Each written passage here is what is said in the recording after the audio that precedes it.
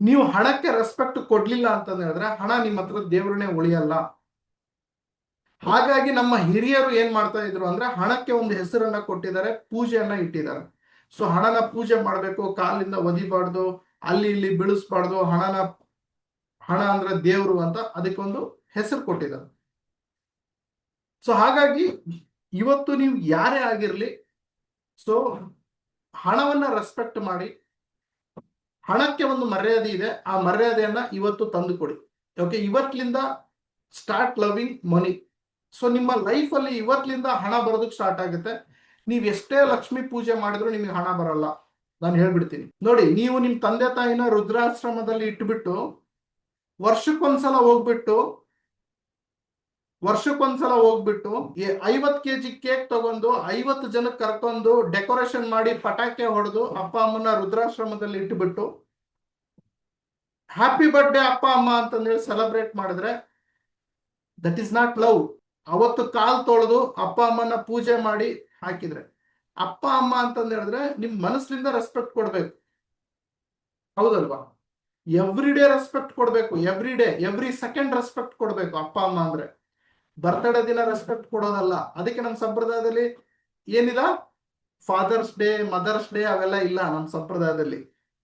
ಅದು ಅವ್ರು ಮಾಡ್ತಾರೆ. ಯಾಕೆ ಅಂತಂದ ಹೇಳಿದ್ರೆ ಅವ್ರು ವರ್ಷಕ್ಕೊಂದ್ಸಲ ಅಪ್ಪ ಅಮ್ಮನ ನೆನೆಸ್ತಾರೆ. ಅವ್ರಿಗೆ ಅಪ್ಪ ಅಮ್ಮ ಯಾರು ಅಂತಾನೆ ಗೊತ್ತಿರಲ್ಲ, ಆ ರೀತಿ ಬೆಳೆದಿರ್ತಾರೆ. ಹಾಗಾಗಿ ಅವ್ರು ವರ್ಷಕ್ಕೊಂದ್ಸಲ ಆದ್ರೂ ಸೆಲೆಬ್ರೇಟ್ ಮಾಡೋಣ ಅಂತ. ಅದಕ್ಕೆ ನಾನು ಯಾವುದು father's day, mother's day, sister's day ಮಾಡಲ್ಲ. ಎವ್ರಿ ಸೆಕೆಂಡ್ ನನ್ನ ಅಪ್ಪ ಅಮ್ಮ ಇಲ್ಲೇ ಇರ್ತಾರೆ, ನಾನು every second I respect them. So Lakshmi ಅಂದ್ರೆ ಅದೇ ಸ್ನೇಹಿತರೆ. ಲಕ್ಷ್ಮಿ ಅಂದ್ರೆ ನೀವು ದೀಪಾವಳಿ ದಿನ ಪೂಜೆ ಮಾಡ್ಬಿಟ್ಟು ಟಾಟಾ ಬಾಯ್ ಬಾಯ್ ಹೇಳಿದ್ರೆ ಲಕ್ಷ್ಮಿ ಬರಲ್ಲ. ಲಕ್ಷ್ಮಿ ನಿಮಗೆ ಒಲಿಬೇಕು ಅಂತಂದು ಹೇಳಿದ್ರೆ ನಿನ್ ಕೈಯಲ್ಲಿರೋ ₹1 ನೀನ್ ಹೇಗ್ ಮರ್ಯಾದೆ ಕೊಡ್ತಿದ್ಯಾ ಅನ್ನೋದು ಕೌಂಟ್ ಆಗುತ್ತೆ. ನೀನು ₹1 ಚೀತು ಅಂತ ಹೇಳ್ತಿದ್ಯಾ ಅಂತಂದು ಹೇಳಿದ್ರೆ ನಿನ್ ಜೀವನದಲ್ಲಿ ಯಾವತ್ತೂ ಲಕ್ಷ್ಮಿ ಬರಲ್ಲ. ನೀನು ಆ ₹1 ಪ್ರೀತಿ ಮಾಡು, ಆ ₹1 ರೆಸ್ಪೆಕ್ಟ್ ಮಾಡು, ಆ ₹1 ಗಳಿಸು, ಆ ₹1 ನಂದು ಅಂತ ಅನ್ಕೋ, ಆ ₹1 ಪ್ರೀತಿ ಮಾಡು, ರೆಸ್ಪೆಕ್ಟ್ ಮಾಡು. ನಾಳೆ 1 ಕೋಟಿ ಬರುತ್ತೆ ನಿನ್ನ ಹತ್ರ, 1 ಕೋಟಿ ಬರುತ್ತೆ. ರಜನಿಕಾಂತ್ ಅವ್ರದ್ದೊಂದು ಮೂವಿ ಇದೆ ನೋಡಿ, ದ ಶಿವಾಜಿ ಅಂತಂದೇಳಿ. ಅವನು ಹೇಳ್ತಾನೆ ₹1 ನೀನ್ ಏನ್ ಮಾಡಕ್ ಸಾಧ್ಯ ಅಂತ. ಆ ₹1 ಹಿಡ್ಕೊಂಡೆ 1 ಕೋಟಿ ದುಡ್ಡು ತೋರಿಸ್ತಾರೆ. That is the power of money. ಅಂದ್ರೆ ನಾವು 10 ಲಕ್ಷಕ್ಕೆ ಮರ್ಯಾದೆ ಕೊಡ್ತೀವಿ, ನಾವು 1 ಕೋಟಿಗೆ ಮರ್ಯಾದೆ ಕೊಡ್ತೀವಿ, ಬಟ್ ₹1 ಮರ್ಯಾದೆ ಕೊಡ್ತಾ ಇಲ್ಲ. That is not original love. So ಈ ದೀಪಾವಳಿ, ಲಕ್ಷ್ಮಿ ಹಬ್ಬ, ಲಕ್ಷ್ಮಿ ಪೂಜೆ, ವರಮಹಾಲಕ್ಷ್ಮಿ ಅಂದ್ರೆ ಏನು ಗೊತ್ತಾ? ದಟ್ ಈಸ್ ದ ಒಂದು ಸೆಲೆಬ್ರೇಷನ್ ಅಂತ ನಾನು ಕರೀಬಲ್ಲೆ. ಬಟ್ ಎವ್ರಿ ಡೇ ನಮ್ಮ ಲೈಫಲ್ಲಿ ದೀಪಾವಳಿ ಆಗ್ಬೇಕು, ಎವ್ರಿ ಡೇ ನಮ್ಮ ಲೈಫಲ್ಲಿ ಲಕ್ಷ್ಮಿ ಬರಬೇಕು, ಎವ್ರಿ ಡೇ ನಮ್ಮ ಲೈಫಲ್ಲಿ ಲಕ್ಷ್ಮಿ ಪೂಜೆ ಆಗ್ಬೇಕು. ಎವ್ರಿ ಸೆಕೆಂಡ್ ಆ ಲಕ್ಷ್ಮಿನ ನಾವು ಹೊಲಿಸ್ಕೋಬೇಕು, ರೆಸ್ಪೆಕ್ಟ್ ಮಾಡಬೇಕು. ನಾವು ನೋಟ್ ಹಿಂಗೆ ಹೊಸಿತೀವಿ, ನಾವು ದುಡ್ಡು ಬರಲಿಲ್ಲ ಅಂದ್ರೆ ನಡೆಯುತ್ತೆ, ನಾನು ದುಡ್ಡಿಗೆ ಯಾವತ್ತು ಮರ್ಯಾದೆ ಕೊಟ್ಟವನಲ್ಲ. ನಾನು ಸ್ನೇಹಕ್ಕೆ ಮರ್ಯಾದೆ ಕೊಟ್ಟವನು. ಕೇಳಿದಿರಲ್ಲ ಈ ರೀತಿ ಮಾತಾಡೋರ್ನ? ನನಗೆ ದುಡ್ಡು ಅಂದ್ರೆ ನೆಗ್ಲೆಕ್ಟು, ನಾನು ದುಡ್ಡಿಗೆ ಯಾವತ್ತು ಕೇರೆ ಮಾಡಲ್ಲ, ನನಗೆ ಗೆಳೆತನ ಅಂದ್ರೆ ರೆಸ್ಪೆಕ್ಟು. ಈ ರೀತಿಯಾದಂತಹ ಮಾತುಗಳನ್ನ ನಾವು ಆಡಿ ಆಡಿ ನಮ್ಮ ಜೀವನದಲ್ಲಿ ಬರೋ ದುಡ್ಡನ್ನು ಕೂಡ ನಾವು ಕಳ್ಕೊಂಡ್ಬಿಡ್ತಾ ಇದೀವಿ. ಸೊ ಹಾಗಾಗಿ ದೀಪಾವಳಿ ಅಂತಂದು ಹೇಳಿದ್ರೆ ಏನು ಗೊತ್ತಾ? ಒಂದು ಹೊಸ ಬೆಳಕು ನಿಮ್ ಲೈಫಲ್ಲಿ ಬರಲಿ, ಒಂದು ಹೊಸ ಅಧ್ಯಾಯ ನಿಮ್ ಲೈಫಲ್ಲಿ ಶುರು ಆಗ್ಲಿ. ನೀವು ಹಣಕ್ಕೆ ಇವತ್ತಿನಿಂದ ಎವ್ರಿ ಸೆಕೆಂಡ್ ರೆಸ್ಪೆಕ್ಟ್ ಕೊಡಂಗ ಆಗ್ಲಿ ಅಂತ. ಎವ್ರಿ ಸೆಕೆಂಡ್ ರೆಸ್ಪೆಕ್ಟ್ ಕೊಡಿ. ಸೊ ಬೇಕಾದ್ರೆ ಬರೆದಿಟ್ಕೊಳ್ಳಿ, ಇದು ರೆಕಾರ್ಡಿಂಗ್ ಆಗ್ತಾ ಇದೆ, ಇದು ರೆಕಾರ್ಡ್ ನಾನು ಯೂಟ್ಯೂಬಲ್ಲೂ ಹಾಕ್ತೀನಿ. ಇದನ್ನ ನೀವು ಇವತ್ತು ಈ ವರ್ಷದಿಂದ ನೆಕ್ಸ್ಟ್ ಇಯರ್ ವರ್ಗೂ ಮಾಡಿ, ಬರೋ ವರ್ಷದವರೆಗೂ ಮಾಡಿ. ನಿಮ್ ಜೀವನದಲ್ಲಿ ಲಕ್ಷ್ಮಿ ಬರಲಿಲ್ಲ ಅಂತಂದು ಹೇಳಿದ್ರೆ ಈ ವಿಡಿಯೋ ತಗೊಂಡು ನನ್ನ ಹತ್ರ ಮತ್ತೆ ಬನ್ನಿ, ಶರತ್ ಸರ್ ನೀವು ಹೇಳ್ದಂಗೆ ಮಾಡಿದೆ ಅಂತ. ನಾನು ಅಷ್ಟು ಗ್ಯಾರಂಟಿ ಕೊಡಬಲ್ಲೆ. ಯಾಕಂದ್ರೆ ನಾನು ಒಂದು ಎಕ್ಸಾಂಪಲ್ ಕೊಟ್ಟನಲ್ಲ, ನಿಮ್ ತಂದೆ ತಾಯಿನ ರುದ್ರಾಶ್ರಮದಲ್ಲಿ ಇಟ್ಬಿಟ್ಟು ವರ್ಷಕ್ಕೊಂದ್ಸಲ ಹೋಗ್ಬಿಟ್ಟು 5 kg ಕೇಕ್ ತಂದ್ಬಿಟ್ಟು ಅವ್ರಿಗೆ ಹೂವಿನಾರ ಹಾಕಿ ಪಾದ ಪೂಜೆ ಮಾಡ್ಬಿಟ್ಟು ಅಪ್ಪ ಅಮ್ಮ ನೀವು ದೇವ್ರು ಅಂತಂದೇಳಿ ಆಮೇಲೆ ರುದ್ರಾಶ್ರಮದಲ್ಲಿ ಇರ್ರಿ ಅಂತ ಬಂದು ಇಲ್ಲಿ ಮಜಾ ಹೊಡೆಯೋದಲ್ಲ. ಅದು ಎಥಿಕ್ಸ್ ಅಲ್ಲ, ಅದು ಸಿಸ್ಟಮ್ ಅಲ್ಲ. ನಮ್ ಸಿಸ್ಟಮ್ ಏನು ಅಂತ ಹೇಳಿದ್ರೆ, ನೀವು ಅಪ್ಪ ಅಮ್ಮಗ್ ಮನೆಯಲ್ಲಿ ತಂಗ್ಳನ್ನ ಕೊಡಿ, ಅಪ್ಪ ಅಮ್ಮಗ್ ನೀವು ಮನೆಯಲ್ಲಿ ಹೇಗಾದ್ರೂ ಇಟ್ಕೊಳ್ಳಿ, ನೆಲದ ಮೇಲೆ ಮಲಗಿಸಿ, ನಿಮ್ ಪರಿಸ್ಥಿತಿ ಇದ್ದಂಗೆ ಇರ್ಲಿ. ನಿಮ್ ಪರಿಸ್ಥಿತಿ ಹೆಂಗಿದೆ, ಊಟ ಇಲ್ಲ, ಮಲಗಕ್ ಮಂಚ ಇಲ್ಲ, ಅದರಲ್ಲೇ ಇಟ್ಕೊಳ್ಳಿ. ಆ ಪ್ರೀತಿ ಏನಿದೆ ಅಲ್ಲ, ಅದು ನೀವು ವರ್ಷಕ್ಕೊಂದ್ಸಲ 5 kg ಕೇಕ್ ಕಟ್ ಮಾಡಿದ್ರು ಸಿಗುವಂತದಲ್ಲ. ಸೊ ಲಕ್ಷ್ಮಿ ಅದೇ ಕೇಳೋದು. ಲಕ್ಷ್ಮಿ ಏನ್ ಕೇಳ್ತಾಳೆ? ಲಕ್ಷ್ಮಿ ಅಂದ್ರೆ ಏನು, ದುಡ್ಡು ಅಂದ್ರೆ ಏನು ಅಂತ ಹೇಳಿದ್ರೆ respect. She want respect, she is deserve for respect. ನೋಡಿ, ಬೇಕಾದ್ರೆ ಮಾರ್ವಾಡಿ ಅವರು ಯಾವುದೇ ಬಿಸ್ನೆಸ್, ಯಾವುದೇ ಹಬ್ಬ ಮಾಡಲ್ಲ ಅವರು. ನಾವು ಬಿಡಿ ಕಂಡಿದ್ದ ಹಬ್ಬ, ನಮಗೆ 15 ದಿನಕ್ಕೊಂದು ಹಬ್ಬ, 15 ದಿನಕ್ಕೊಂದು ಹಬ್ಬ, ಅಮಾವಾಸ್ಯೆ ಹುಣ್ಣಿಮೆ ಬರ್ತಾನೆ ಇರುತ್ತೆ, 15 ದಿನಕ್ಕೊಂದು ಹಬ್ಬ. ಬಟ್ ಮಾರ್ವಾಡಿ ಅವರು ಒಂದು ವರ್ಷದಲ್ಲಿ ಒಂದೇ ಒಂದು ಹಬ್ಬ ಮಾಡೋದು, ದಟ್ ಈಸ್ ಲಕ್ಷ್ಮಿ ಹಬ್ಬ. ಅಷ್ಟು ಬೆಲೆ ಇದೆ ಲಕ್ಷ್ಮಿ. ಸೊ ಹಾಗಾಗಿ ಸ್ನೇಹಿತರೆ, ಇವತ್ತು ನಿಮ್ಮ ಹತ್ರ ದುಡ್ಡಿಲ್ಲ ಅಂತ ತಲೆ ಕೆಡಿಸ್ಕೋಬೇಡಿ. ದುಡ್ಡು ನಿಮ್ಮ ಹತ್ರ ತುಂಬಾ ಬರುತ್ತೆ, ತುಂಬಾ ದುಡ್ಡು ಬರುತ್ತೆ, ನಂಬಿ, ನಾನು ಗ್ಯಾರಂಟಿ ಕೊಡ್ತೀನಿ. ಬಟ್ ನಿಮ್ಮ ವ್ಯಕ್ತಿತ್ವವನ್ನ ಬದಲಾವಣೆ ಮಾಡ್ಕೋಬೇಕು. ನಿಮ್ಮ ವ್ಯಕ್ತಿತ್ವವನ್ನ ಬದಲಾವಣೆ ಮಾಡ್ಕೊಳೋ ಪ್ರಯತ್ನ ಮಾಡಿ. ನಿಮ್ಮ ವಿಚಾರಗಳನ್ನ ಬದಲಾವಣೆ ಮಾಡ್ಕೊಳೋ ಪ್ರಯತ್ನ ಮಾಡಿ. ಗೆಟಿಂಗ್ ಇದು, ಈ ಮಾತು ಯಾರು ಬಂದು ಹೇಳ್ಕೊಡಲ್ಲ ರೀ. ಯಾವ್ದಾದ್ರು ಯೂಟ್ಯೂಬ್ ಅಲ್ಲಿ ಯಾರಾದ್ರೂ ಹೇಳಿದಾರ ನೋಡಿ, ನೋಡಿ, ಈ ಮಾತು ಯಾರು ಹೇಳ್ಕೊಡಲ್ಲ. ನನಗೇನು ಗಾಚಾರ ನಿಮಗ್ ಬಂದು ಹೇಳ್ಕೊಡಕ್ಕೆ? ಯಾಕಂದ್ರೆ ನಾನು ಈ ತರ ಸ್ಟ್ರಗಲ್ ಮಾಡ್ಬೇಕಾದ್ರೆ ನನಗೆ ಯಾರು ಹೇಳ್ಕೊಡೋರು ಇರ್ಲಿಲ್ಲ. ಈ ಅಟ್ಲೀಸ್ಟ್ ಇಲ್ಲಿರೋಂತ ಒಂದು 50-100 ಜನರಲ್ಲಿ ಯಾರ್ದೋ ಒಬ್ಬರ ಜೀವನದಲ್ಲಿ ಬೆಳಕು ಬರ್ಲಿ ಅನ್ನೋದು. ಓಕೆ, ನೀವು ನೋಡಿ, ನಿಮ್ಮ ಮನೆಯಲ್ಲಿ ಆರಾಮಾಗಿ ಕುತ್ಕೊಂಡು ನೀವು ಇವತ್ತು ಕೇಳ್ಕೊಂತ ಇದ್ದೀರಾ. ನಾನಿವತ್ತು ಎಲ್ಲೋ ಇದ್ದೆ, ಎಲ್ಲಿಂದನೋ ಗಾಡಿ ಹೊಡ್ಕೊಂಡು ಮಳೆಯಲ್ಲಿ ಫುಲ್ ನೆನೆಸ್ಕೊಂಡು, ಓಕೆ, ನೆಂದೋಗ್ಬಿಟ್ಟಿದ್ದೆ. ನಾನು ತುಂಬಾ ಮಳೆ ಇತ್ತು. ಯಾಕಂದ್ರೆ ನಾನು ಇಲ್ಲಿ ಆಫೀಸಿಗೆ ಬಂದು ಮಾಡ್ಬೇಕಲ್ಲ ಇದು ವಿಡಿಯೋ. ಎಲ್ಲಿ ಬೇಕಲ್ಲಿ ಮೊಬೈಲ್ ಹಿಡ್ಕೊಂಡು ಮಾಡಕ್ ಬರಲ್ವೇ? ಇಷ್ಟೆಲ್ಲ ಸ್ಟ್ರಗಲ್ ಮಾಡಿ ಹಬ್ಬ ಬಿಟ್ಟು ಮನೇಲಿ ಬೈತಾ ಇದಾರೆ. ಅಲ್ಲರಿ, ದೀಪ ಹಚ್ಚೋ ಟೈಮ್ ಇದೆ, ಹಬ್ಬ ಇದೆ, ಮಕ್ಳು ಕೇಳ್ತಿದ್ದಾರೆ, ನೀವು ಆಫೀಸಿಗೆ ಹೋಗ್ತೀನಿ ಅಂತ ಹೇಳ್ತಿದ್ದೀರಲ್ಲ ಅಂತ. ನನ್ನ ಹಬ್ಬ ಇದೆ, ನನ್ನ ಪಟಾಕಿಗಳು ನೀವೆಲ್ಲ. ಓಕೆ, ನನ್ನ ಲಕ್ಷ್ಮಿ ಅಂದ್ರೆ ನೀವೇ. ಓಕೆ, ಇದೇ ನಂದು ಒರಿಜಿನಲ್ ದೀಪಾವಳಿ, ಇದೇ ನಂದು ಒರಿಜಿನಲ್ ಹಬ್ಬ. So respect the money. ದುಡ್ಡನ್ನ ರೆಸ್ಪೆಕ್ಟ್ ಮಾಡಿ.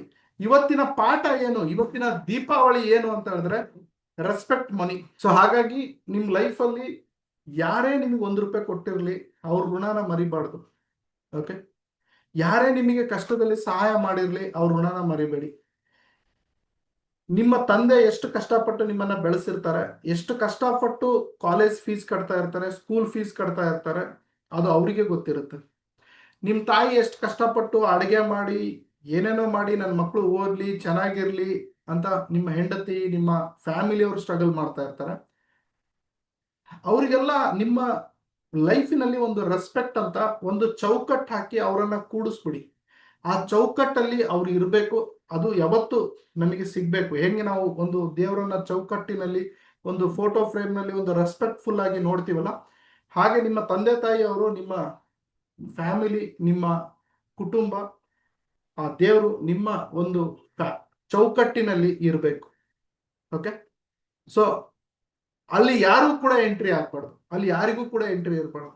ಆ ರೀತಿಯಾದಂತಹ ಪ್ರೀತಿಯನ್ನ ನೀವು ಕೊಟ್ರೆ, ಆ ರೆಸ್ಪೆಕ್ಟ್ ಅನ್ನ ಕೊಟ್ರೆ, ನಿಮಗೆ ಯಶಸ್ಸು ನಿಮ್ಮ ಹತ್ರ ಓಡಿ ಬರುತ್ತೆ. ಬಹಳ ಜನಕ್ಕೆ ಕಲ್ಪನೆ ಏನಿದೆ ಗೊತ್ತಾ? ಸರ್, ಹಾರ್ಡ್ ವರ್ಕ್ ಮಾಡಿದ್ರೆ ದುಡ್ಡು ಬಂದ್ಬಿಡುತ್ತೆ. ಬರಲ್ಲ ಸರ್. ಕಷ್ಟಪಟ್ಬಿಟ್ರೆ ನಾವೊಂದು ದಿನ ಸಕ್ಸಸ್ ಆಗ್ತೀವಿ ಸರ್. ದೇವರಣೆ ಆಗಲ್ಲ. ಕಷ್ಟಪಟ್ಟಿದ್ರೆ ಸಕ್ಸಸ್ ಆಗೋಂಗಿದ್ದಿದ್ರೆ ನೀವ್ ಯಾರು ಇವತ್ತು ಕ್ಲಾಸಿಗೆ ಬರೋ ಅವಶ್ಯಕತೆನೇ ಇರಲಿಲ್ಲ. ಇವತ್ತು ಪ್ರಪಂಚದಲ್ಲಿ ಕೆಲಸ ಮಾಡೋ ಅವಶ್ಯಕತೆ, ಯಾಕಂದ್ರೆ ಬೇಜಾನ್ ಜನ ಕಷ್ಟಪಡೋರು ಇದ್ದಾರೆ. ಸೊ ಈ ರೀತಿ ತಪ್ಪು ಕಲ್ಪನೆಗಳು ನಮ್ಮ ಮೈಂಡ್ ಅಲ್ಲಿ ಇದೆ. ನಾವೇನ್ ಮಾಡ್ಬೇಕು ಅಂದ್ರೆ ಆ ತಪ್ಪು ಕಲ್ಪನೆಗಳ ವಿರುದ್ಧವಾಗಿ ಹೊಡೆದಾಟ ಮಾಡ್ಬೇಕೀಗ. ಅಲ್ಲಿ ಆಕ್ಚುಲಿ ಪಟಾಕಿ ಹಚ್ಚಿ ಓಡಿಸ್ಬೇಕಾಗಿರೋದು. ಸೊ ಈ ಪಟಾಕಿ ಏನು ಅಂತಂದ್ ಹೇಳಿದ್ರೆ, ಈ ದೀಪಾವಳಿಯಲ್ಲಿ ಹೊಡೆಯೋ ಪಟಾಕಿಗಳು ಏನು ಅಂತ ಹೇಳಿದ್ರೆ, ನಮ್ಮ ಮೈಂಡ್ ಅಲ್ಲಿ ಇರುವಂತಹ ಕೆಲವೊಂದು ಕೆಟ್ಟ ಥಾಟ್ಸ್ ಗಳನ್ನ ಹೊಡೆದು ಬಿಸಾಕ್ಬೇಕೀಗ. ಅದೇ ಏನು ಅಂದ್ರೆ, ನಾನು ಯಶಸ್ಸಾಗಲ್ಲ, ನಮಗ್ ದುಡ್ಡು ಅಂದ್ರೆ ಆಗಲ್ಲ, ನಾವು ದುಡ್ಡು ಮಾಡಕ್ ಆಗಲ್ಲ, ನಾವು ಮುಂದೆ ಬರಕ್ ಆಗಲ್ಲ, ನಾನು ಹೆಣ್ಣು ಹುಡುಗಿ, ನನಗೆ ಗಂಡ ಸತ್ತಿದ್ದಾನೆ, ನನಗೆ ಮಕ್ಕಳು ಸರಿ ಇಲ್ಲ, ನನ್ನ ಹೆಂಡತಿ ಸರಿ ಇಲ್ಲ, ನನ್ನ ಗಂಡ ಸರಿ ಇಲ್ಲ, ನನ್ನ ಫ್ಯಾಮಿಲಿ ಸರಿ ಇಲ್ಲ, ನಾನು ಏನೇ ಕಷ್ಟಪಟ್ಟರು ದೇವ್ರು ನನಗೆ ಕಣ್ ಬಿಡ್ತಾ ಇಲ್ಲ. ಇವೆಲ್ಲ ಪಟಾಕಿಗಳು. ಓಕೆ, ಈ ಪಟಾಕಿಗಳನ್ನ ಇವತ್ತು ಹಚ್ಚಿಬಿಟ್ಟು ಹೊಡೆದು ಬಿಟ್ಟು ಬಿಸಾಕ್ಬೇಕು. ನಾಳೆ ಮುನ್ಸಿಪಾಲಿಟಿ ಅವ್ರು ಬಂದು ಕಸ ಹೊಡ್ಕೊಂಡು ಹೋಗ್ತಾರಲ್ಲ ಹಾಗೆ. ನೀವೇನ್ ಅನ್ಕೊಂಡಿದ್ರಿ? ಪಟಾಕಿ ಹಚ್ಬಿಡೋಣ, ಪಟಾಕಿ ಹಚ್ಬಿಡೋಣ. ಪಟಾಕಿ ಅಂದ್ರೆ ಇದು ಆಕ್ಚುಲಿ ದೀಪಾವಳಿ ಇದು. ಸೊ ಇವತ್ತು ನನ್ನ ಲೈಫಲ್ಲಿ ಏನ್ ನಾನು ಪಟಾಕಿ ಹೊಡಿತಿದ್ದೀನಲ್ಲ, ಅದು ಎವ್ರಿ ಡೇ ಹೊಡಿತಾ ಇದ್ದೀನಿ. ಅದೇನ್ ಗೊತ್ತಾ, ನನ್ನಲ್ಲಿರುವಂತ ಕೆಲವೊಂದು ಕೆಟ್ಟ ಗುಣಗಳು, ಕೆಟ್ಟ ವಿಚಾರಗಳು, ಕೆಟ್ಟ ಥಾಟ್ಸ್ ಗಳನ್ನ ನಾನು ಪಟಾಕಿ ಹೊಡೆದು ಹೆಂಗೆ ಬಿಸಾಕ್ತೀವಲ್ಲ ಹಾಗೆ ನಾನು ಬಿಸಾಕ್ತಾ ಇರ್ತೇನೆ. Got my point. ಸೊ ಯಾರಾದ್ರೂ ಇದ್ದು ನನ್ನ ಜೊತೆಗೆ ಮಾತಾಡ್ತೀರಾ? ಸೊ ಈ ಚಾಪ್ಟರ್ 19 ಕರೆಕ್ಟ್ ಆಗಿತ್ತ, ಬೇಕಿತ್ತ? ಓಕೆ, ಯಾರು ಮಾತಾಡ್ತೀರಾ ನನ್ನ ಜೊತೆಗೆ? ಹ್ಯಾಂಡ್ ರೈಸ್ ಮಾಡಲ್ವಾ? ಓಕೆ, ಖುಷಿ ಜ್ಯೋತಿ ಪ್ರಕಾಶ್ ಮಾತನಾಡಿ. Thank you sir, thank you. ಈ ಒಂದು ಆಪರ್ಚುನಿಟಿ ಕೊಟ್ಟಿದ್ದಕ್ಕೆ ತುಂಬಾ ಥ್ಯಾಂಕ್ಸ್ ಸರ್. ಮಾತಾಡಿ. ನೀವ್ ಹೇಳಿದ್ದು ದೀಪಾವಳಿ ಬಗ್ಗೆ ಹೇಳ್ತೀರಾ, ತುಂಬಾನೇ ನನ್ಗಂತೂ ತುಂಬಾನೇ ಇಷ್ಟ ಆಯ್ತು ಸರ್ ನೀವ್ ಹೇಳಿದ್ದು. ನಿಜವಾದ ದೀಪಾವಳಿ ಅಂದ್ರೆ ಏನು ಅನ್ನೋದು ನನ್ಗೆ ಇವತ್ತು ನೀವು ಹೇಳಿರೋದ್ರಿಂದ ಇನ್ನೂ ತುಂಬಾ ಚೆನ್ನಾಗ್ ಅರ್ಥ ಆಯ್ತು ಸರ್. ತುಂಬಾನೇ ಖುಷಿ ಆಯ್ತು. ಈ ನಿಜವಾದ ದೀಪಾವಳಿಯನ್ನ ನಾನು ಕೂಡ ಆಚರಿಸ್ತೀನಿ ಅಂತೇಳಿ ನನಗೂ ಕೂಡ ಅನಿಸ್ತಾ ಇದೆ ಸರ್. ನೀವ್ ಹೇಳಿರೋ ತರ ನಾನು ಕೂಡ ನನ್ನ ಇರೋ ಕೆಟ್ಟ ಗುಣಗಳನ್ನ ಪಟಾಕಿ ಹಚ್ಚಿ ಓಡಿಸಿ ಮುಂದೆ ನೀವ್ ಏನು ಒಂದು ಗೈಡೆನ್ಸ್ ಕೊಡ್ತೀರಿ ಅದ್ರ ತರಾನೇ ನನ್ನ ಜೀವನದಲ್ಲೂ ಕೂಡ ಮುಂದೆ ಬರ್ತೀನಿ ಸರ್ ನಾನು. ತುಂಬಾ thanks sir. Thank you, thank you, thank you very much ma'am. Okay ಸ್ನೇಹಿತರೆ, ನಾನು ಅದೇ ಯಾವಾಗ್ಲೂ ಹೇಳ್ತಿರ್ತೀನಲ್ಲ, ನಾವು ಬೇರೆಯವರನ್ನ ಚೇಂಜ್ ಮಾಡೋದನ್ನ ಬಿಟ್ಟು, ನಾನು ಲಾಸ್ಟ್ ಟೈಮ್ ಹೇಳಿದ್ದೆ, ಬೇರೆಯವರನ್ನ ಚೇಂಜ್ ಮಾಡೋದು ಬಿಟ್ಟು ನಮ್ಮಲ್ಲಿ ನಾವು ಚೇಂಜಸ್ ತಗೊಂಡ್ಬಂದ್ರೆ ಅದೇ ಯಶಸ್ಸು. ನೀವು ಹಾರ್ಡ್ ವರ್ಕ್ ಮಾಡೋದ್ರಿಂದ, ನೀವು ದಿನಕ್ಕೆ 50 ಪ್ರೆಸೆಂಟೇಶನ್ ಕೊಡೋದ್ರಿಂದ ನಿಮಗೆ ದುಡ್ಡು ಬರಲ್ಲ, ಯಶಸ್ಸು ಬರಲ್ಲ. 24 ಗಂಟೆ ಕೆಲಸ ಮಾಡೋದ್ರಿಂದ ನಿಮಗೆ ಯಶಸ್ಸು ಬರಲ್ಲ. ಯಶಸ್ಸು ಬರೋದು ಅಕ್ಸೆಪ್ಟೆನ್ಸ್, ಚಾಪ್ಟರ್ ನಂಬರ್ 16, ಹೌದಲ್ವಾ? Chapter number 17, change chapter number 18, change chapter 19 ಇವತ್ತು, ರೆಸ್ಪೆಕ್ಟ್. ಇದರ್ಲಿಂದ ನಿಮಗೆ ಸಕ್ಸಸ್ ಬರೋದು. ಅಕ್ಸೆಪ್ಟ್ ಮಾಡೋದ್ರಿಂದ, ನೀವು ಹೇಗಿದ್ದೀರೋ ಹಾಗೆ ಅಕ್ಸೆಪ್ಟ್ ಮಾಡ್ಕೊಂಡು ಮುಂದೆ ಹೋಗೋದ್ರಿಂದ ಚೇಂಜ್, ನಿಮ್ಮಲ್ಲಿ ಬದಲಾವಣೆ, ನಿಮ್ಮ ಯೋಚನೆಯಲ್ಲಿ, ನಿಮ್ಮ ಥಾಟ್ಸ್ ಅಲ್ಲಿ, ನಿಮ್ಮ ಕೆಲಸದಲ್ಲಿ, ನಿಮ್ಮ ಭಾವದಲ್ಲಿ, ನಿಮ್ಮ ಡ್ರೆಸ್ಸಿಂಗ್ ಅಲ್ಲಿ, ನಿಮ್ಮ ನೋಟದಲ್ಲಿ, ನಿಮ್ಮ ವಿಚಾರದಲ್ಲಿ ಬದಲಾವಣೆ ಬಂದ್ರೆ, ಮೂರನೇದು ರೆಸ್ಪೆಕ್ಟ್. ನಿಮ್ಮ ಎದುರುಗಡೆ ಯಾವನೇ ಇರಲಿ ರೆಸ್ಪೆಕ್ಟ್ ಕೊಡಿ. ಇವತ್ತು ನನ್ನ ಕ್ಲಾಸಿಗೆ, ನನ್ನ ಮೀಟ್ ಆಗೋದಕ್ಕೆ 19, 17 ವರ್ಷದ ಹುಡುಗರು ಬರ್ತಾರೆ. ಅವ್ರಿಗೆ ನಾನು ಬರ್ರಿ ಸರ್, ಹೋಗ್ರಿ ಸರ್ ಅಂತ ಹೇಳ್ತೀನಿ. ನಂದೇನು ಗಂಟು ಹೋಗಲ್ಲ. ಅವ್ರು ಹೇಳ್ತಾರೆ, ಸರ್ ನೀವು ನಮ್ಮ ಗುರುಗಳು ಸರ್, ನೀವು ಏಕವಚನದಿಂದ ಮಾತಾಡಿ ನಮಗೆ. ನಾನು ಹೇಳ್ತೀನಿ, ನಾನು ಮಾತಾಡಕ್ ಬರಲ್ಲ, ನಾನು ಮಾತಾಡಲ್ಲ. ನಾನು ಹೇಳೋದು ರೀ ಅಂತಂದೇಳಿ, ಬೇಕಾದ್ರೆ ಮಾತಾಡ್ರಿ, ಇಲ್ಲಾಂದ್ರೆ ಬಿಡ್ರಿ.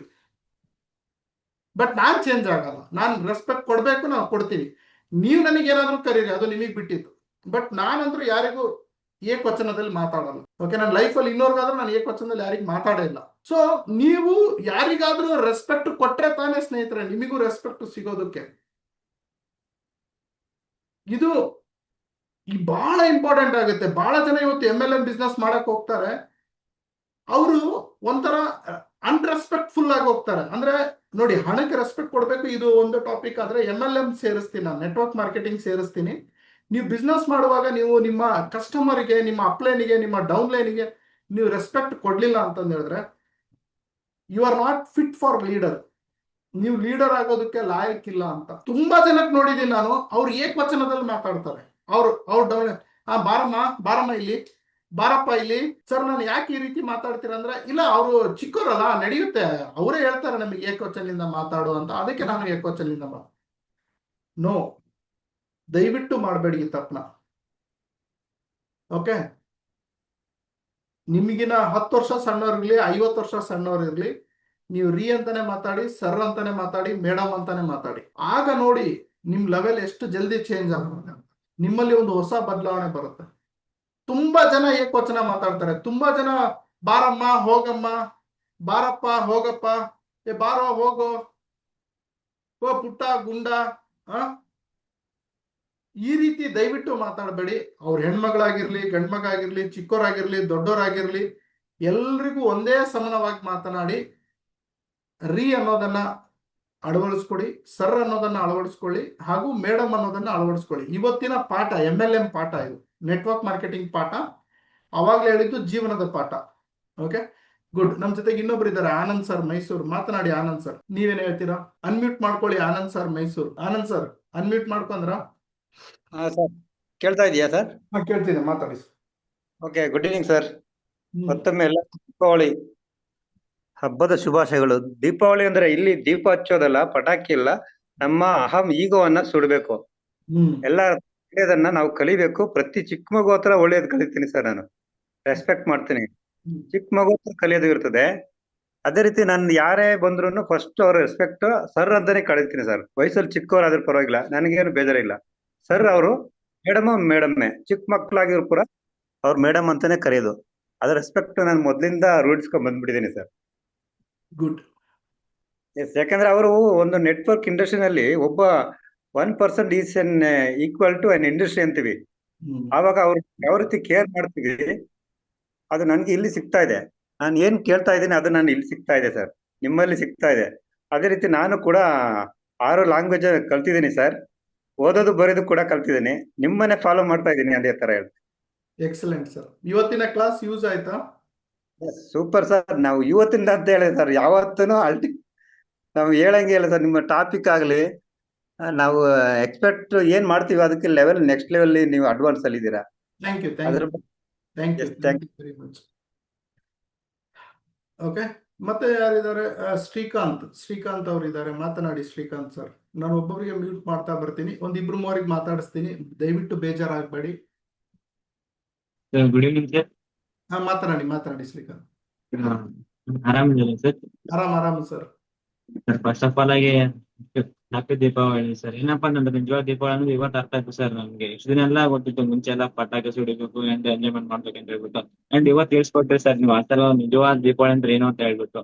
ದೀಪಾವಳಿ ಅಂತಂದ್ರೆ ನಮ್ಮಲ್ಲಿ ಏನೇ ಒಂದು ನೆಗೆಟಿವ್ ಥಾಟ್ಸ್ ಇರ್ತಾವಲ್ಲ ಸರ್, ಅದನ್ನೆಲ್ಲ ಸುಡ್ಬೇಕಂತ ಹೇಳ್ಬಿಟ್ಟು ಇವತ್ತು ತಿಳಿಸ್ಕೊಟ್ರಿ ಸರ್ ನೀವು. ಅಂಡ್ ಇನ್ನೊಂದು ಮೇನ್ ಇಂಪಾರ್ಟೆಂಟ್ ಅಂದ್ರೆ ಫಸ್ಟ್ ನೀವು ಒಂದು ಮನೆಗೆ ಯಾವ ತರ ರೆಸ್ಪೆಕ್ಟ್ ಕೊಡ್ಬೇಕಂತ ಹೇಳ್ಬಿಟ್ಟು ಕಂಪ್ಲೀಟ್ ತಿಳಿಸ್ಕೊಟ್ರಿ ಸರ್ ನೀವು ಅದನ್ನ. And ಅದನ್ನು ಕೂಡ ಇಷ್ಟಪಡ್ತೀನಿ ಸರ್. ಇವಾಗ ನಾವು ಕೆಲವೊಂದು ಟೈಮಲ್ಲಿ ಯಾವ ತರ ಅಂತಂದ್ರೆ ಲೈಕ್ ನಮ್ಮ ಹತ್ರ ಒಂದ್ ಏನೋ ಒಂದು ಜೇಬಲ್ ಒಂದು 10 ರೂಪಾಯಿ ಆಗಿರ್ಬೋದು, ಒಂದು 100 ರೂಪಾಯಿ ಆಗಿರ್ಬೇಕು ಅಂತಂದ್ರೆ ಇಷ್ಟೇ ಇದೆಯಾ, ಪರವಾಗಿಲ್ಲ ಬಿಡು, ಇವತ್ತಿನ ಬಿಡೋಣ, ನಾಳೆ ಬರ್ತಂತ ಹೇಳ್ಬಿಟ್ಟು ಈ ತರ ಕೇರ್ಲೆಸ್ ಮಾಡ್ತೀವಿ ಸರ್ ಅಲ್ಲಿ. ಬಟ್ ನೀವು 1 ರೂಪಾಯಿಗೂ ಮರ್ಯಾದೆ ಕೊಡ್ಬೇಕಂತ ಹೇಳ್ಬಿಟ್ಟು ತಿಳಿಸ್ಕೊಟ್ರಿ ಸರ್, ಅದು ತುಂಬಾ ಹೆಲ್ಪ್ ಆಯ್ತು ಸರ್ ನಮ್ಗೆ. ಸೂಪರ್ ಶ್ರೀಕಾಂತ್, Thank you, ತುಂಬಾ sir. ಚೆನ್ನಾಗಿ ಮಾತಾಡಿದ್ರಿ. ನೀವು ನೋಡಿದ್ರೆ ತುಂಬಾ ಚಿಕ್ಕ ವಯಸ್ಸಿನವ್ರು ಅಂತ ಕಾಣಿಸ್ತಿದ್ದೀರಾ, ಬಟ್ ನಿಮ್ಮ ವಿಚಾರಗಳು ತುಂಬಾ ಚೆನ್ನಾಗಿದೆ Srikanth. All the best. Second PUC ಓದ್ತಾ ಇದ್ದೀನಿ ಸರ್. ಎಕ್ಸಲೆಂಟ್.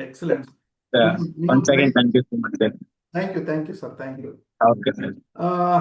ಎಸ್ ಸ್ನೇಹಿತರೆ, ನಾನು ಯಾವಾಗ್ಲೂ ಹೇಳ್ತಾ ಇದ್ನಲ್ಲ, ರೆಸ್ಪೆಕ್ಟ್ ಅನ್ನೋದು ನಾವು ಇವತ್ತಿನಿಂದ ಫಾಲೋ ಮಾಡೋಣ. ನಾನು ಹೇಳಿದ್ನಲ್ಲ, ಹಬ್ಬ ಮಾಡೋಕ್ಕೂ ಒಂದು ಸಿಸ್ಟಮ್ ಇದೆ ನೋಡಿ. ಇವತ್ತು Gandhi note, okay, Gandhi note Muslim ಅವರಿಗೂ ಬೇಕು, ಕ್ರಿಶ್ಚಿಯನ್ ಅವರಿಗೂ ಬೇಕು, ಹಿಂದೂಗಳಿಗೂ ಬೇಕು, ಹೌದಲ್ಲ? ಸೊ ಗಾಂಧಿ ನೋಟ್ ಯಾರಿಗ್ ಬೇಡ? ನಾವೆಲ್ಲರೂ ಫಾಲೋ ಮಾಡ್ತಾ ಇರೋದು ಯಾವುದು? ಗಾಂಧಿ ನೋಟನ್ನ, ಹೌದಲ್ವಾ? ಸೊ ಹಾಗಾಗಿ ಈ ಗಾಂಧಿ ನೋಟು ಯಾರು ರೆಸ್ಪೆಕ್ಟ್ ಕೊಡ್ತಾರೆ ಅವ್ರಿಗೆ ಮಾತ್ರ ಒಲಿಯುತ್ತೆ. ಹಾಗಾಗಿ ಇದನ್ನ ತುಂಬಾ ಆಳವಾಗಿ ವಿಚಾರ ಮಾಡಿ, ಸ್ವಲ್ಪ ಡೀಪ್ ಆಗಿ ವಿಚಾರ ಮಾಡಿ, ಸ್ವಲ್ಪ ಸೀರಿಯಸ್ ಆಗಿ ವಿಚಾರ ಮಾಡಿ. ನನಗೆ ಗಾಂಧಿ ನೋಟ್ ಬೇಕೋ ಬೇಡವೋ ನನ್ನ ಲೈಫಲ್ಲಿ? ಸೊ ಈ ಗಾಂಧಿ ನೋಟು ನನಗೆ ಹೆಲ್ಪ್ ಆಗುತ್ತೋ ಇಲ್ವೋ? ಈ ಗಾಂಧಿ ನೋಟ್ಗೆ ನಾನು ಏನ್ ಮಾಡಬೇಕು ಅಂತ. ಓಕೆ, ಸೊ ಹಾಗಾಗಿ ನೀವು ದುಡಿಯೋದನ್ನ ಸೈಡಿಗೆ ಇಟ್ಬಿಡಿ. ಗಾಂಧಿ ನೋಟಿಗೆ ಮೊದಲು ಗಾಂಧಿ ನೋಟಿಗೆ ರೆಸ್ಪೆಕ್ಟ್ ಕೊಡೋದನ್ನ ಕಲೀರಿ. ಓಕೆ, ನೀವು ಯಾವುದೇ ಧರ್ಮದವರಾಗಿರ್ಲಿ, ಯಾವುದೇ ಜಾತಿಯವರಾಗಿರ್ಲಿ, ಏನೇ ಆಗಿರ್ಲಿ, ಅದೇ ಒರಿಜಿನಲ್ ದೀಪಾವಳಿ ಅಂತ ಹೇಳಿದ್ರೆ ಗಾಂಧಿ ನೋಟು, ಬ್ರಾಕೆಟ್ ಅಲ್ಲಿ ವರಮಹಾಲಕ್ಷ್ಮಿ, ಓಕೆ, ಲಕ್ಷ್ಮಿ ಅಂತ ನಾವು ಕರಿತೀವಿ. Clear my point? ಇದನ್ನ ನಾವು ಯಾವುದೇ ಕಾರಣಕ್ಕೂ ನಿಲ್ಲಿಸ್ಬಾರ್ದು ಇವತ್ತಿನಿಂದ. ಹಾಗಂತಂದೇಳಿ ದೀಪಾವಳಿನ ನಿಲ್ಸಕ್ ಹೋಗ್ಬೇಡಿ. ದೀಪಾವಳಿನ ಹೇಗೆ ಬಂದಿದೆ ಹಾಗೆ ಸಂಭ್ರಮದಿಂದ ಆಚರಿಸಿ. ನಾನು ಹೇಳೋದನ್ನ ಮನಸ್ಸಲ್ಲಿ ಇಟ್ಕೊಂಡು ಆಚರಿಸಿ. ಓಕೆ, ನಾನು ಹೇಳೋದನ್ನ ನಿಮಗೆ ಇಷ್ಟ ಆದ್ರೆ ನಿಮಗೆ ಕರೆಕ್ಟು ಅಂತ ಅನ್ಸಿದ್ರೆ, ನಾನು ಇನ್ಮೇಲೆ ಹೇಳೋದನ್ನ, ದೀಪಾವಳಿನ ನಿಮ್ಮ ಹಬ್ಬನ ನಿಮ್ಮ ಮನೆ ಪ್ರಕಾರ ಜೋರಾಗಿ ಆಚರಣೆ ಮಾಡಿ.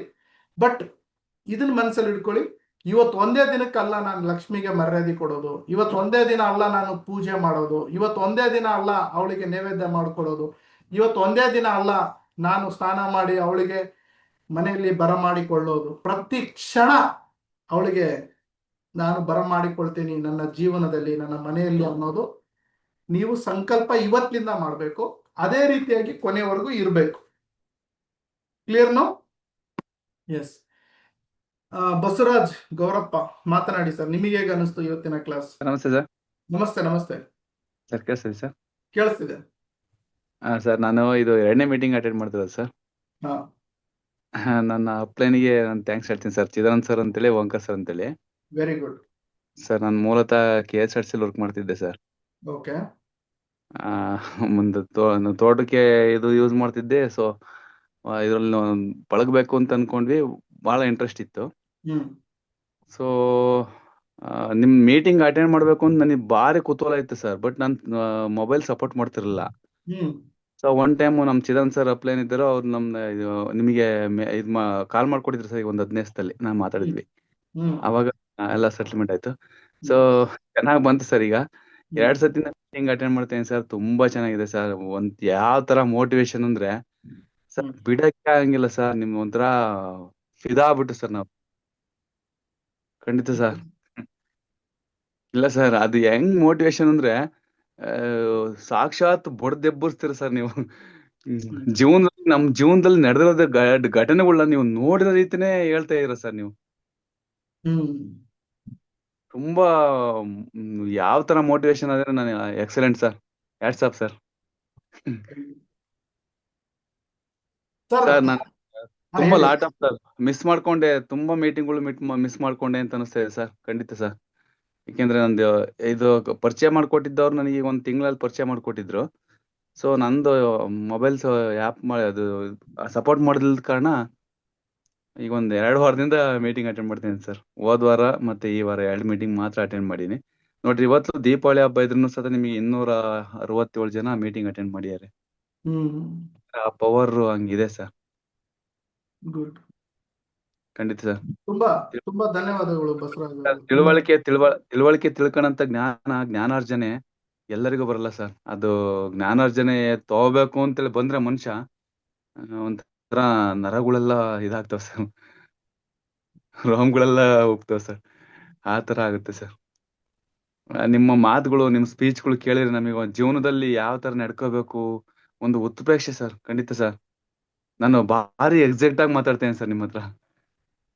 ತುಂಬಾ ತುಂಬಾ ಧನ್ಯವಾದಗಳು ಬಸವರಾಜ್. ಖಂಡಿತ ಸರ್. ತುಂಬಾ ಮೋಟಿವೇಶನ್ ಸರ್. ಜಸ್ಟ್ 2 ಮೀಟಿಂಗಿಗೆ ಸರ್ ನಾನು ಖಂಡಿತ ಸರ್. ಹೋದ್ ಸತಿ ಮೀಟಿಂಗ್ ಅಲ್ಲಿ ನಾನು ಹ್ಯಾಂಡ್ ರೈಸ್ ಮಾಡಿದ್ದೆ. ಲಾಸ್ಟ್ ಟೈಮ್ ಅಲ್ಲಿ ನನಗೆ ಪ್ರಾವಿಷನ್ ಕೊಟ್ರಿ. ಬಟ್ ಅದ್ರ ಮಧ್ಯೆ ಯಾರೋ ಒಬ್ರು ಮಾತಾಡಿದ್ರು ಸರ್. ಲಾಸ್ಟ್ ಟೈಮ್ ಅಲ್ಲಿ ಮಾತಾಡಕ್ ಆಗಿಲ್ಲ ಸರ್. ಈ ಸತಿ ನಿಮ್ಮ ಹತ್ರ ಮಾತಾಡೋಂತ ಭಾಗ್ಯ ಸಿಕ್ತು ಸರ್. ನಾನೇ ಧನ್ಯ sir. Thank you sir. Thank you very much Basavaraj sir. ನೀವು Okay. ನಿಮ್ಮ ಮನದಾಳದ ಮಾತನ್ನ ನನ್ನ ಜೊತೆಗೆ ಹಂಚಿಕೊಂಡ್ರಿ. ಸರ್ ತುಂಬಾ ನನಗೊಂಥರ ಮೋಟಿವೇಶನ್ ಅಂದ್ರೆ ಆ ತರ ಮೋಟಿವೇಶನ್ ಸರ್. ವಾಸ್ತವತೆ ಹೆಂಗಿದೆ ಅಂದ್ರೆ ಆ ತರ ಮಾತಾಡಿದ್ರೆ ಸರ್ ನಮಗೆ ಒಂಥರ ಬಡದೆಬ್ಬಿಸ್ದಂಗ ಆಯ್ತು ಸರ್. ಜೀವನ ಹಿಂಗೆ ಇರುತ್ತೆ ಅಂತೇಳಿ. ಮನುಷ್ಯ ಆಕ್ಟಿವ್ ಆಗಿರ್ಬೇಕು, ಹಿಂಗಿರ್ಬೇಕು ಇದೆಲ್ಲ ಅಂತ. ತಪ್ಪು ನಾವು ಮಾಡಿದೀವಲ್ವಾ ನಮ್ಮ ಲೈಫ್ ಅಲ್ಲಿ. ಖಂಡಿತ ಸರ್, ಖಂಡಿತ. ಬಟ್ ಇದ್ರ ಬಗ್ಗೆ ಯಾರು ಇರ್ಲಿಲ್ಲಲ್ಲ ಮಾತೆತ್ತವರು. ಸರ್ ಇಲ್ಲ ಸರ್, ನಾನು ಪೇರೆಂಟ್ಸ್ ವಿಚಾರದಲ್ಲಿ ಏನ್ ತಪ್ಪು ಮಾಡಿಲ್ಲ ಸರ್. ಪೇರೆಂಟ್ಸ್ ಅಲ್ಲಲ್ಲ. ಚೆನ್ನಾಗಿದೆ. ಬಟ್ ಕೆಲವೊಂದು ಸರ್ ಈ ಬಿಸ್ನೆಸ್ ವಿಚಾರದಲ್ಲಿ ನೀವ್ ಹೇಳಿರಲ್ಲ ಸರ್ ಆತರ. ಕರೆಕ್ಟ್.